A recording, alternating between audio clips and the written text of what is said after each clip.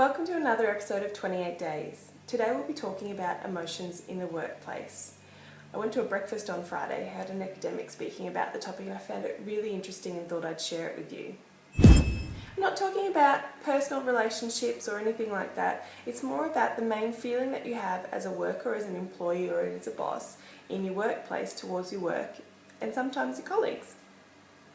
So, have a think back over the last week of work and have a think about some of the feelings and emotions that you had. Take a couple of seconds and have a think about it. So, having a think about it, how many of you had a negative emotion pop to your head straight away? Don't feel bad, it's normal. It doesn't mean you're a negative person, and it certainly doesn't mean that you're in a terrible workplace. Negative emotions tend to stick with you longer, and that's why they come to your head first.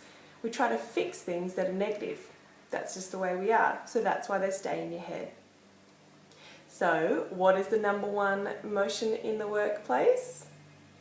Frustration, by a very, very long way.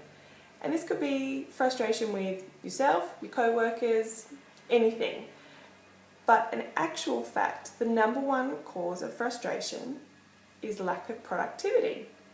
There's been some studies done about happy workers are productive workers, but this particular gentleman had done a study in 2006 which actually said that productive workers are happy workers. So the study was run by having a number of workers over a period of time talk about their productivity and how they felt that day, and the more productive they were, the happier they felt, which is where it came from. So what is productivity? So productivity can be measured in a number of ways. But the main purpose that it comes down to is that there's a list of tasks that someone wants to get through during the day. And with all of the other interruptions and everything that's going on, be it phone, email, co-workers, anything, they don't get through the list. They get frustrated. Think about that building over time after day after day after day. They get more and more frustrated. It comes out in other ways and other emotions. So anger, upset, anything. So how do you look at this productivity? Have a look around your office. See where the frustrations lie. It can be anything. It can be as simple as a printer that gets broken often and frustrates people. So it can be equipment. It can be systems and processes.